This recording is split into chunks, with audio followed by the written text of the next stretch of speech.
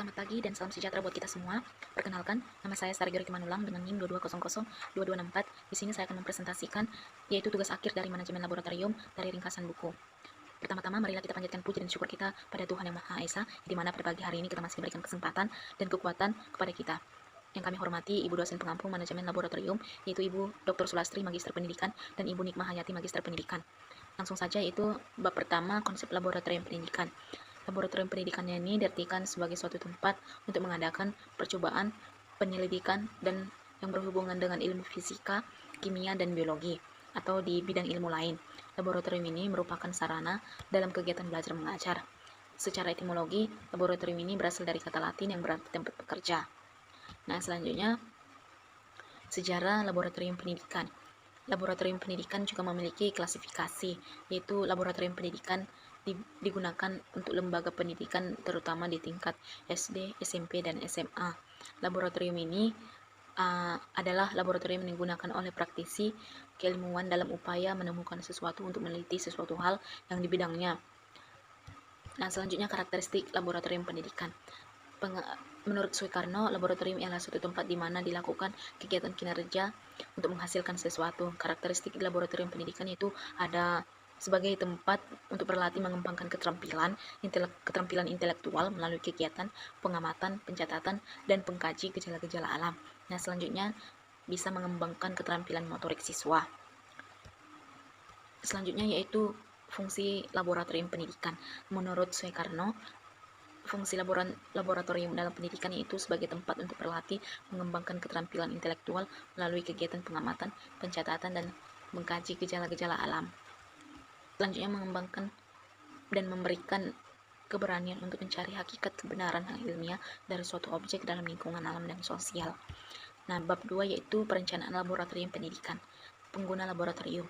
Perencanaan laboratorium ini merupakan sebuah proses pemikiran yang sistematis, analisis, logis, dan tentang kegiatan yang harus dilakukan, langkah-langkah, metode, SDM, tenaga, dan dana yang dibutuhkan untuk mencapai tujuan yang telah ditentukan secara efektif dan efisien.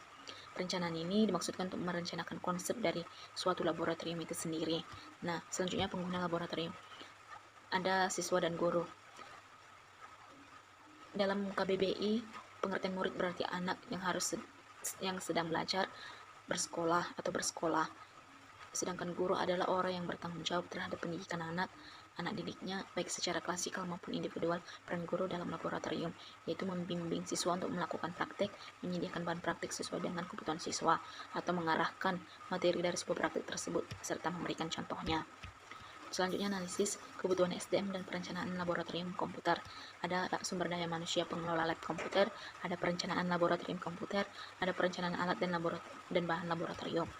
Nah, selanjutnya Term of Reference Laboratorium, pengertian TOR atau KAK, yang dimana Term of Reference ini adalah batasan mengenai gambaran tujuan, ruang lingkup, dan struktur sebuah proyek atau kegiatan penelitian yang telah disepakati.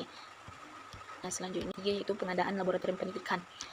Pengertian pengadaan laboratorium pendidikan ini adalah proses kegiatan untuk pemenuhan atau penyediaan kebutuhan dan pasokan barang atau jasa di bawah kontrak atau pembelian langsung untuk memenuhi kebutuhan. Nah, selanjutnya manfaat atau membuat proposal pengadaan laboratorium. Ada halaman judul, kata pengantar, dan profil sekolah.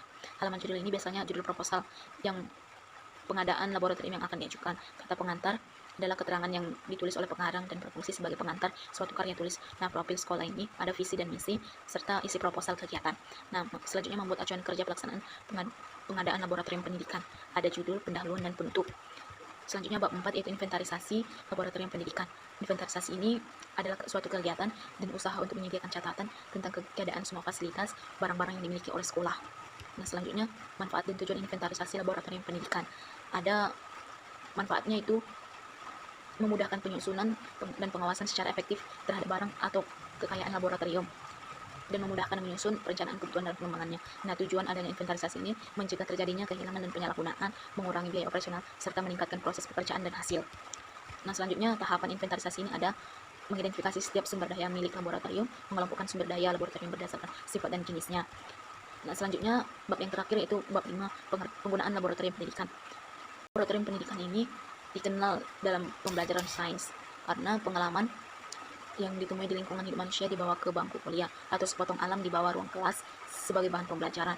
Dalam penggunaan laboratorium pendidikan digunakan untuk mengembangkan keterampilan, melatih bekerja cermat, serta mengenal batas-batas kemampuan pengukuran lab, serta melatih ketelitian, mencatat, dan kejelasan melaporkan hasil percobaan.